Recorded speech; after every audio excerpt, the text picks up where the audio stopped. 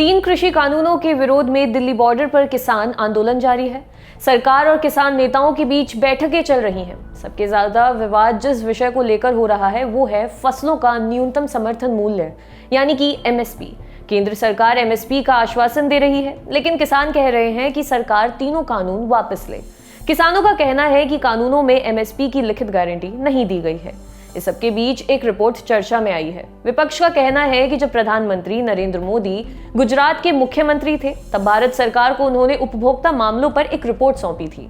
Congress party का कहना है कि तब नरेंद्र मोदी ने किसानों का हित संरक्षित करने के लिए सांविधिक निकाय के जरिए एमएसपी सुनिश्चित करने की सिफारिश की थी। कांग्रेस प्रवक्ता रणदीप सुरजेवाला ने सितंबर 2020 में भी रिपोर्ट वाली बात दोहराई थी। उन्होंने पीएम मोदी पर किसानों को गुमराह करने का आरोप लगाते हुए कहा था, क्यों पीएम मोदी आज सीएम मोदी की रिपोर्ट स्वीकार नहीं कर रहे हैं जो उन्होंने भारत सरकार को भेजी थी। ये राजनीतिक बेईमानी का सबसे बुरा रूप है। अब सवाल है कि ये रिपोर्ट कौन सी है। इस रिपोर्ट का नाम है report of working group consumer affairs. PM Modi की वेबसाइट पर इसका जिक्र मिलता है। वेबसाइट के मुताबिक मार्च 2011 में गुजरात के तत्कालीन मुख्यमंत्री नरेंद्र मोदी ने तत्कालीन प्रधानमंत्री मनमोहन सिंह से मुलाकात की थी। तब नरेंद्र मोदी उपभोक्ता मामलों से जुड़े वर्किंग ग्रुप के चेयरमैन थे। ये ग्रुप 8 अप्रैल 2010 को बनाया गया था और ग्रुप में महाराष्ट्र, आंध्र प्रदेश और तमिलनाडु के मुख्यमंत्री भी शामिल थे। तत्कालीन वित्त मंत्री प्रणब मुखर्जी की मौजूदगी में सौंपी गई इस रिपोर्ट में वर्किंग ग्रुप की तरफ से 20 सिफारिशें दी गई थीं। साथ ही इन सिफारिशों को लागू करने के लिए 64 सूत्रीय एक्शन प्लान भी बताया गया था। इस रिपोर्ट में एमएसपी का कई जगह जिक्र है। पहले वो बात जिसकी चर्चा कांग्रेस कर रही है। इस रिपोर्ट के क्लॉज B.3 में कहा गया है, सभी आवश्यक वस्तुओं के संदर्भ में हमें सांविधिक निकाय के जरिए किसानों का हित संरक्षित करना चाहिए।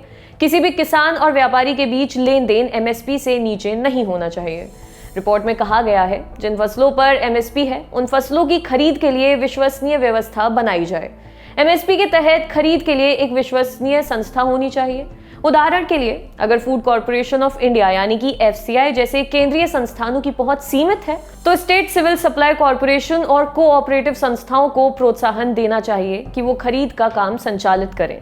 राज्यों में एमएसपी पर खरीद को लेकर एफसीआई का रोल अगर अधिक नहीं तो बराबर का होना चाहिए। खरीद के लिए फंडिंग प्राइस स्टेबलाइजेशन फंड से ली जा सकती है। अब विपक्ष सवाल उठा रहा है कि अगर नरेंद्र मोदी ने खुद एमएसपी खरीद के लिए संस्था बनाने की बात कही थी तो आज किसानों को एमएसपी देने की बात को कृषि कानूनों में लिखने में क्या दिक्कत है। इस बीच नरेंद्र मोदी का एक ट्वीट भी वायरल हुआ जो साल 2014 में उनके प्रधानमंत्री बनने से ठीक पहले यानी कि अप्रैल के महीने में किया गया था। इस ट्वीट में उन्होंने कहा, हमारे किसानों को सही दाम क्यों नहीं मिलना चाहिए। किसान भीख नहीं मांग रहे, उन्होंने इसके लिए कड़ी मेहनत की है और उन्हें अच्छा दाम मिलना चाहिए। उपभोक्ता मामलों पर वर्किंग ग्रुप की रिपोर्ट पर केंद्रीय कृषि मंत्री नरेंद्र सिंह तोमर ने इंडिया टुडे से बातचीत में कहा, जो विपक्ष के लोग आज कह रहे हैं, मैं उनसे पूछना चाहता हूं, आपने इतने वर्षों तक राज किया तो आपने एमएसपी के लिए कानून क्यों नहीं बनाया।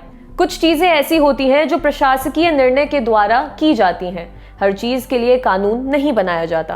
तोमर ने आगे कहा, एमएसपी किसानों को मिले ये पीएम मोदी की इच्छा रही है। एमएसपी पर स्वामीनाथन आयोग की रिपोर्ट को पीएम मोदी ने स्वीकार किया। आज बढ़ी हुई एमएसपी का फायदा किसानों को मिल रहा है। एमएसपी जारी रहेगी। 1 दिसंबर 2020 को अपने वाराणसी दौरे के दौरान पीएम मोदी ने भी एमएसपी और मंडियों को लेकर एक बार फिर आश्वासन दिया। उन्होंने तीनों कानूनों का बचाव करते हुए कहा कि किसानों को भ्रमित किया जा रहा है।